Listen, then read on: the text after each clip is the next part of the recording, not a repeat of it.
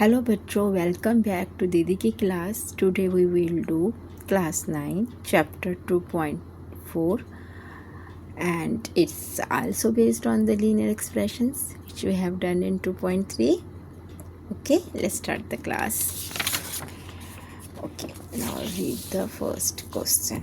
What it says suppose कहता मान लो a plant has a height 1.75 feet. एक plant की जो हाइट है 1.75 फीट है and it grows bye 0.5 feet each month. पहले उसकी हाइट जो है हमें गिवन है वो 1.75 फीट है और एवरी मंथ ये 0.5 जो है वो ग्रो हो रही है. तो हमें क्या फाइंड करना है? Find the height after 7 month. एक तो हमें 7 मंथ के बाद इसकी क्या हाइट होगी वो फाइंड करनी है. सेकंड वो कह रहा है एक के टेबल, तो कह रहा है एक वैल्यू का टेबल बनाओ for varying from for T मतलब टाइम मतलब जो मंथ में दिया होता है टाइम टी की make the table for T varying from 0 to 10 month. मतलब इसमें टाइम जो है वो वेरी करेगा 0 to 10 month and show how the height is increase every month. और आपको उस टेबल में ये शो करना है कि अगर ऐसे ऐसे मंथ बढ़ते जा रहे हैं तो हाइट कैसे इंक्रीज हो रही है. And the third one is find the expression that relates H and T and explain why it is represent linear expression. Okay, तो सबसे पहले तो आपको ये इसका एक एक्सप्रेशन हम बना लेते हैं जो हमने लास्ट टाइम किया था. मतलब जो उसकी हाइट है एक चीज़ फिक्स है, जितने का वो है वो फिक्स्ड चीज़ क्या है, वो है 1.75 जो उसकी हाइट है प्लस जो उसकी ऑलरेडी गिवन हाइट है और वो उसमें बढ़ोतरी एवरी मंथ कितनी हो रही है 0.5 की. क्या हो रही 0.5 इंक्रीज हाइट हो रही है, मतलब 0.5 एवरी मंथ हो रही है. यहाँ पे आएगा टी, तो उसकी जो हाइट का एक्सप्रेशन बनेगा वो ये बनेगा. मतलब एवरी मंथ 0.5 इंक्रीज़ हो रहा है और इतना ऑलरेडी था और उसको प्लस करके एच आ जाएगी. हम यहाँ पे टी एक वेरिएबल क्वांटिटी है जो कि एवरी मंथ को रिप्रेजेंट करती है. तो चलो ये हमारा एक्सप्रेशन बन गया. अब इसी से हम सारा सम सॉल्व कर लेंगे. सबसे पहले उसने बोला है कि find the height after 7 month. तो हमारे पास टी की वैल्यू यहाँ पे है 7. तो 7 इसमें हम पुट कर देंगे तो हमारे पास हाइट आ जाएगी 0.5 into 7 3.5 आ गया. अब इनको प्लस कर लो.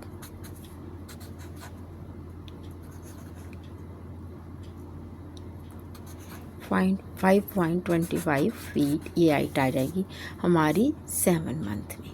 अब वो कह रहा है एक टेबल बनाओ जिसमें आप टी को वेरी करोगे 0 to 10 मंथ. तो अब हमें एक नीचे टेबल बनाना है.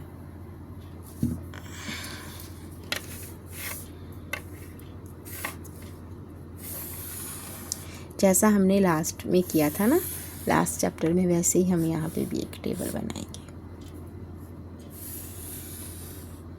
तो ये ऊपर हम ले लेंगे टी को जो कि मंथ में है, नीचे हमारी हाइट आएगी जो कि फीट में है. तो 0 1 2 3 4 5 6 7 8 कहाँ तक बोला है उसने 0 to 10. ओके 9 और 10 दो और बनाने पड़ेंगे. 9 और 10 मंथ. अब इसमें आपको पुट करते जाना और निकाल लेना है. जब टी 0 है तो हाइट कितनी है 1.75. जब टी 1 है तो हाइट कितनी है 1.75 प्लस 0.5. तो ये आ जाएगा आपका 2.25. और अब जब टी 2 है तो कितना हो जाएगा 1 मतलब यहाँ पे 2.75. अब जब टी हमारी 3 है तो कितना जाएगा, बस मैं इसको सॉल्व कर रही हूँ टी की वैल्यू भर भर के.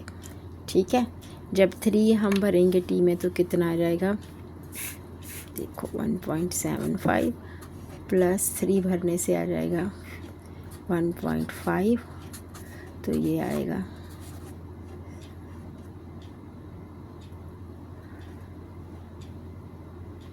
3.25। ठीक है, 4 अब हम इसमें भर देंगे 4। तो ऐसे ऐसे करके हमें ये सारी वैल्यूज़ कैलकुलेट करनी है।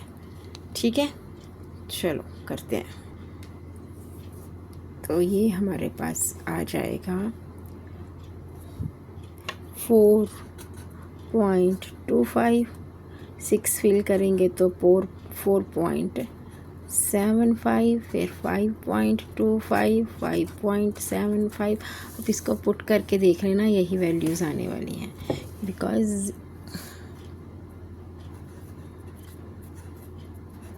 ये बन गया हमारा टेबल 10 वैल्यूज़ को एंटर करके।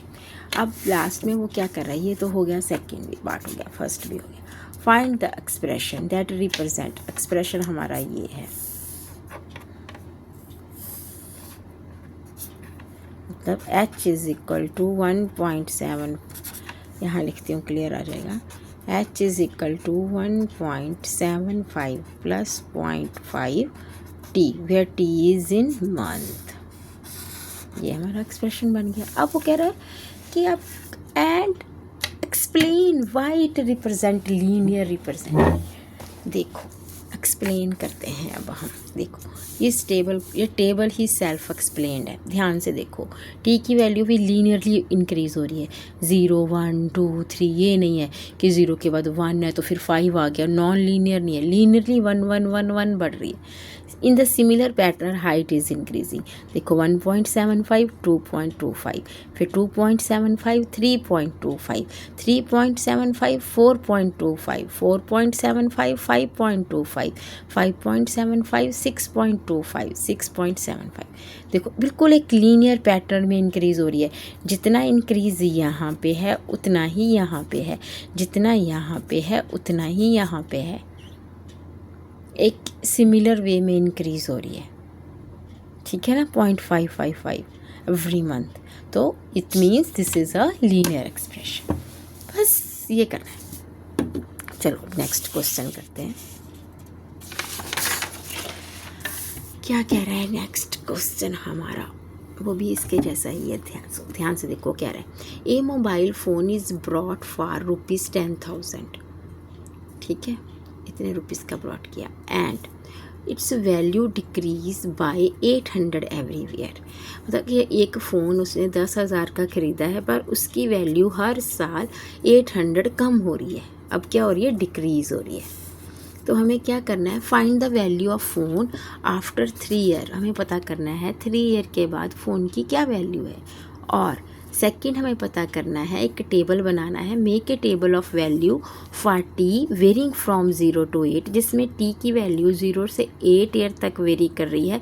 तो हमें शो करना है कि उसकी वजह से फ़ोन की वैल्यू जो है वो कितनी डिक्रीज़ हुई। थर्ड हमें क्या करना है, फाइंड द एक्सप्रेशन। हमें इसका एक्सप्रेशन बनाना है वी और टी के साथ, और एक्सप्लेन करना है कि ये लीनियर डिके है।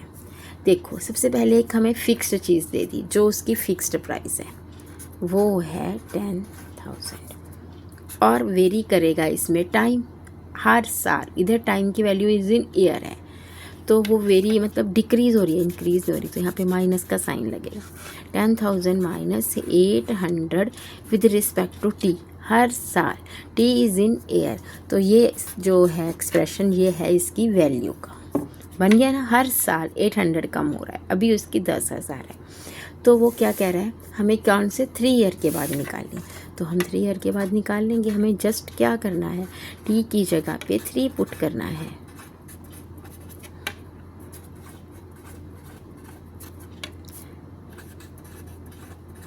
अब इसको माइनस कर लो दोनों को आपस में, देखो क्या आता है।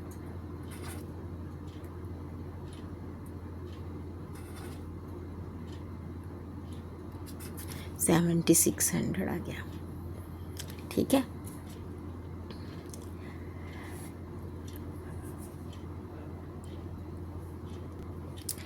तो ये हो गया हमारा 3। अब हम इसका एक टेबल बनाते हैं, चलो टेबल बना लेते हैं।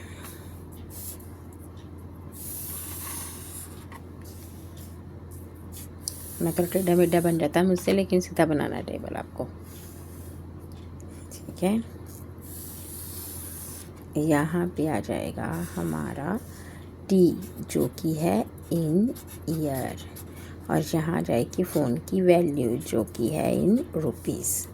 तो T हमें लेना है 8 तक, 0 1 2 3 4 5, यहाँ तक 5 में है, 2 मैं नीचे बना देती हूँ।